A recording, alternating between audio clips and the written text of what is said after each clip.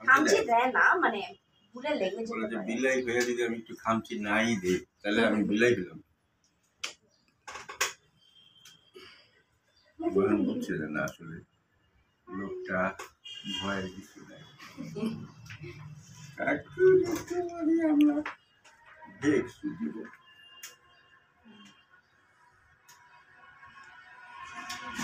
তার মানে সে আদর খাওয়া অভ্যস্ত। তাই না?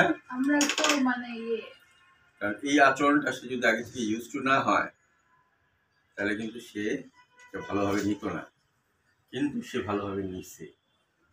দ্যাট মিনস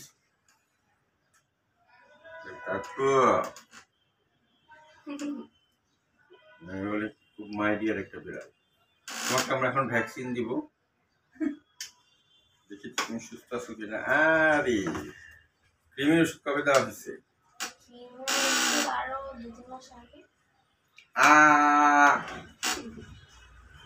এটা কি হইল? সেটা ডাক্তার না অন্য কিছু? ডাক্তার তো এরকম কসলা কসলি করে না।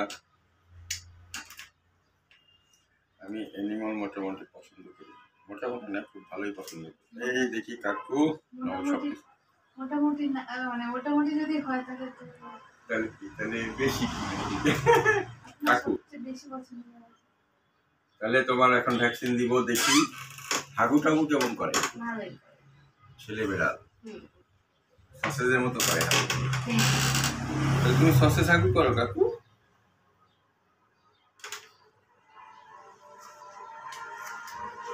বুঝছে না লোকটা ক্যাট পারসন, জ্বরের কিছু নাই। তোমাকে ভয় টয় দেখাইছে কেউ কাকু? এখন কিন্তু আমি রাইগে যাবো, বেশি কষ্ট ফেলাইছেন।